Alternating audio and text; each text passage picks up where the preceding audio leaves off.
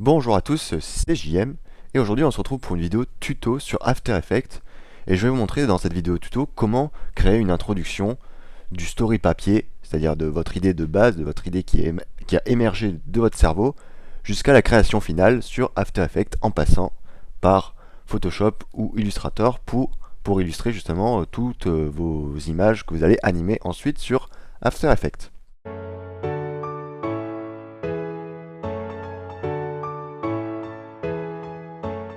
Donc comme je viens de le dire précédemment, vous devez absolument, avant de commencer une composition sur After Effects, faire votre story sur papier. Vous devez créer votre démarche, votre idée sur papier avant de commencer, que ce soit sur Illustrator pour illustrer vos futures animations, ou que ce soit sur After Effects pour justement faire ces animations.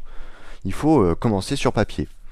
Après avoir commencé sur papier, et que vous avez votre chemin défini avec toutes vos futures images, vous devez les illustrer sur Illustrator. Donc Illustrator en fait va vous permettre de créer des images en vectoriel, excusez-moi, pour pouvoir les importer sur Adobe After Effects. Donc en se basant sur mon introduction pendant toute cette vidéo, je vais vous montrer le cheminement que j'ai fait pour arriver à l'introduction que vous avez pu voir tout à l'heure. Donc, quand on parle d'Illustrator, évidemment, on parle d'images sous schéma vectoriel. Voilà, vous devez tout faire en vectoriel parce que vous allez voir par la suite que c'est très utile. Donc, au niveau du design sur Illustrator, quand vous commencez à créer toutes vos icônes, comme vous pouvez le voir ici, il faut que vous les définissiez sur différents calques. Alors, je vais vous expliquer pourquoi. Vous voyez toutes ces images. Hop, on peut voir des points différents pour chaque icône, pour chaque détail de cette composition sur Illustrator. Alors, je vais vous expliquer pourquoi. En fait, quand vous êtes sur Illustrator, vous devez absolument mettre chaque icône sur différents calques afin de pouvoir les importer a posteriori sur Adobe After Effects. Pour pouvoir voir les différents calques sur Illustrator, vous allez dans Fenêtre, Calque, donc F7 comme raccourci. Et là, vous pouvez voir tous mes calques de cette composition. Donc par exemple, si je décide d'activer ou désactiver l'affichage d'un de mes calques, donc par exemple si je décide de désactiver le calque nommé JMP, on peut voir que ça agit uniquement sur cette partie de la composition. Donc si on regarde bien, on peut voir que la couleur de ce calque, pour se repérer, est du côté de vert clair. Et on peut le remarquer si on sélectionne justement ce calque, on peut voir les contours et les différents tracés vectoriels qui sont en vert. Donc en fait, hop, si je sélectionne toute ma composition, on peut voir que chaque icône, donc chaque calque, a différentes couleurs. Par exemple, si je sélectionne donc ces 4 premières icônes, hop, si je vais mieux les sélectionner, voilà, on peut voir que le premier est de la couleur je sais même pas quelle couleur c'est. Enfin, on peut voir que les 4 icônes ont 4 couleurs différentes. Et en fait, le fait de pouvoir différencier vos calques va vous permettre sur Adobe After Effects de pouvoir les animer séparément. Ça va séparer votre composition, donc en l'exportant sur After Effects, ça va vous permettre de les séparer en différents calques et de pouvoir justement vous les montrer. Enfin voilà. Donc ça c'est plutôt sympa. L'autre particularité c'est que vous devez, comme je disais précédemment, faire toutes vos icônes en vectoriel. Par exemple si je zoome sur une de mes icônes, donc est ici, vous pouvez voir que chaque tracé est défini en vectoriel. Donc quand je dis un tracé en vectoriel, c'est ces points là que je peux agrandir ou réduire sans perdre de la qualité. Donc par exemple si vous voulez importer une image qui n'est pas un vectoriel et que vous voulez le transformer en vectoriel, pour cela c'est simple. Donc imaginons que vous voulez importer une image qui n'est pas vectorisée sur Illustrator afin de la vectoriser. Alors pour cela c'est simple, imaginons nous prenons une image, donc par exemple ce vert du jeu Worms, hop, vous l'importez sur votre composition sur Illustrator. Là vous voyez que vous avez plusieurs options disponibles que vous pouvez voir en haut, dont celle de la vectorisation de l'image. Donc là, si je clique sur vectorisation de l'image, ça va faire ceci. Et c'est pas forcément ce que vous voulez. Si vous voulez garder toujours l'esprit du design en flat design, comme vous pouvez voir sur mon introduction, Mais pour cela, il y a différentes méthodes de vectorisation d'image. Donc c'est la petite flèche juste à côté du bouton vectorisation d'image. Vous pouvez voir que vous avez énormément de choix. Donc si vous voulez garder l'idée de mon intro, il suffit de choisir, de sélectionner l'option silhouette, et vous pouvez voir que ça va vous permettre de virer tous les contours et de garder que la silhouette de votre objet. Donc après avoir fait ça, vous devez décomposer votre image.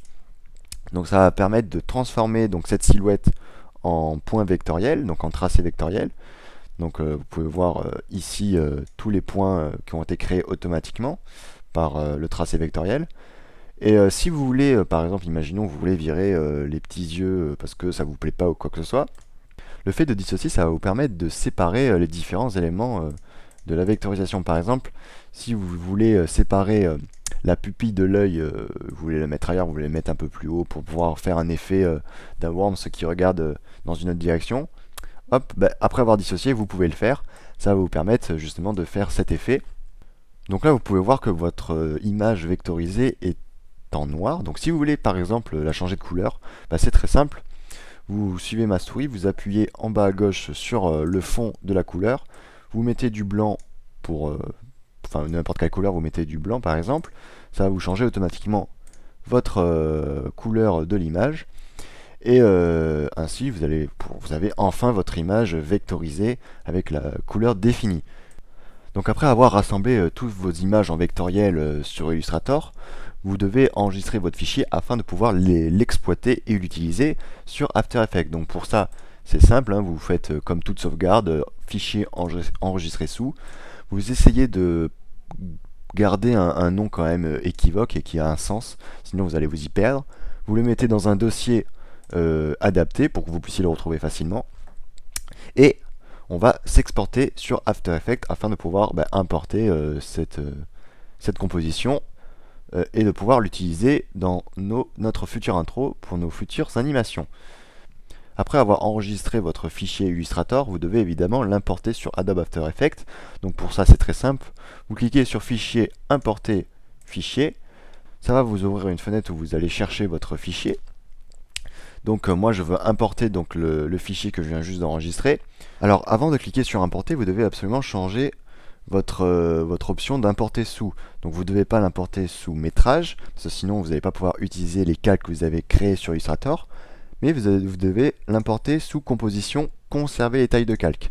Donc vous cliquez sur Importer, et là vous pouvez voir qu'à gauche ça vous a ajouté donc la composition complète de votre fichier Illustrator, mais surtout ça vous a importé tous les calques que vous avez créés sur Illustrator sur After Effects. Donc vraiment tous les calques, hein, que ça soit, donc comme vous pouvez voir par exemple si je veux cliquer ici, que ça soit par exemple votre image JM, les différentes icônes, etc. Ça les a donnés, hop, comme vous pouvez voir en haut à gauche, sous différents calques, et c'est ce qui va vous permettre de faire vos animations. Voilà. Donc après avoir importé vos fichiers Illustrator sur After Effects, vous devez vous poser la question si votre composition va être en 2D ou en 3D. Si la caméra ne bouge pas, vous gardez votre composition en 2D. Si vous prévoyez que votre caméra va bouger pour quelle que soit la raison pour votre introduction, dans ce cas, vous devez faire une composition en 3D et essayer de faire en sorte de garder quand même les deux dimensions, parce que quand on dit 3D, en fait, c'est juste ce qui va vous permettre de faire bouger votre caméra. Parce que si vous faites une composition en 2D, vous ne pourrez pas bouger votre caméra. Donc pour vous illustrer ce que je veux dire, je vais vous montrer la différence entre la 2D et la 3D. Donc pour cela, on va regarder mon introduction avec différentes caméras et vous allez tout de suite comprendre ce que je veux dire. Donc ça, c'est la caméra par défaut, donc la caméra active de mon animation. Donc c'est la caméra que je fais bouger en fonction de mon animation. Hop, voilà. Donc là, je viens de vous montrer la caméra 1, donc la caméra active, donc celle qu'on peut voir directement sur mon introduction. C'est la caméra qui suit finalement la petite planète, donc comme vous pouvez voir ici. Donc c'est la caméra qui suit la petite planète pendant tout au long de la vidéo. Mais pour vous illustrer le fait que ma composition est en 3D, je vais vous montrer donc une deuxième caméra, donc une caméra qui est beaucoup plus éloignée que la première caméra.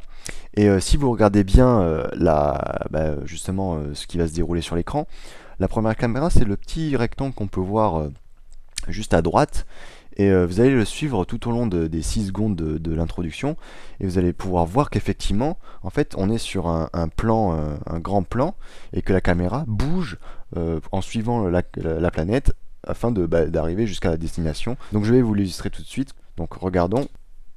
Donc on peut voir que la caméra suit la petite planète et que nous ne sommes pas dans une composition en 2D mais bien en 3D, parce que la caméra en fait bouge dans tous les sens, parce que en fait la caméra elle a 3 axes, donc X, Y, Z, afin de pouvoir faire ce que vous voulez, et donc faire par exemple ma caméra qui bouge en fonction de ce que j'ai envie. Donc en passant vous pouvez voir les différentes animations, hein, donc ça c'est plutôt pas mal. Hop, voilà. Et pour vous illustrer encore plus ce que je veux dire, on va prendre la troisième caméra, et vous allez remarquer que un bout de ma composition est en 2D. Hop, donc là je lance, donc on peut voir les différentes caméras qui suivent le mouvement. Hop, voilà. Et là, hop, si vous regardez bien, mais la fin de mon introduction, on a les 4 icônes qui n'ont pas du tout bougé de place. Donc en fait, ces 4 icônes se basent sur votre écran et non pas sur la caméra qui est définie sur votre composition en 3D. Par exemple, si je change les différentes caméras et que je reste à cet instant T, par exemple je prends la caméra 1, on voit bien que ça n'a pas du tout bougé. Et ces icônes restent en 2D, donc restent en fonction de l'écran et non pas de la caméra. Si je prends caméra 2, c'est pareil, donc caméra 3, voilà. Donc ça ne bouge pas. Et en fait, étant donné que comme ma caméra ne bougeait plus à ce moment-là, je me suis dit pas besoin de le mettre en 3D pour pouvoir afficher ou désafficher ces icônes-là. Je peux me permettre de les mettre en 2D, étant donné que ma caméra ne bouge plus. D'ailleurs, on peut le voir tout de suite. Hop, quand nous avons cette animation-là, on voit bien que la caméra numéro 1 ne bouge plus.